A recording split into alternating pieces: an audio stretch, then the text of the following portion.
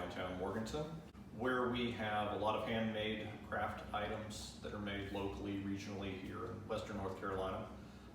Here behind me you see some of my own work that's made here on site in the studio on the other side of this wall, but we also have work from other Morganton artists like Julie Shuffaletti and Anita Fox, who make respectively some wonderful jewelry and hand-woven towels here in Morganton. Now why don't we take a walk into the studio and show you a little bit of how the pottery is made. One of the projects I'm working on in the studio right now is a project with North Carolina School for Science and Math Morganton campus that's under construction right now. The superintendent of the construction and soon to be vice chancellor of the school, Kevin Baxter, asked me to make some mugs for their grand opening next year. So I opted to go look around on campus to see if there was any clay available that I could incorporate into the clay that the mugs will be made out of, and we found plenty.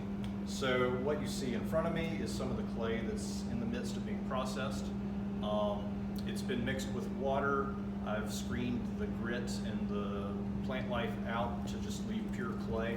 It's very red because there's a lot of iron oxide in it, and so I'll be able to incorporate maybe 10–15% of this clay into my regular stoneware body to make a really nice, dark, warm, rich colored brown clay to make the mugs out of.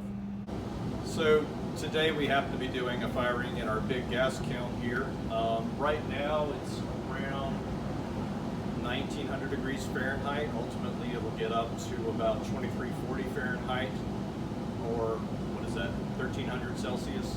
And it's fired with natural gas, so that's why you hear the combustion going behind me, that dull roar in the background. Whenever I check the kiln, we take this brick out to check the temperature inside, and we've got several pyrometric cones in there that, as the kiln gets to different temperature thresholds, each cone will bend over and melt a little bit. And that's really the best way to measure temperature inside. There's a little bit of flame coming out, so I have to take the brick out gingerly.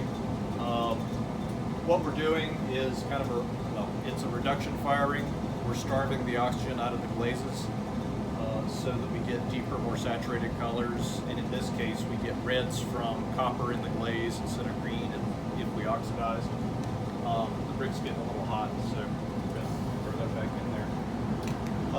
This kiln's been firing since about 9:30 this morning.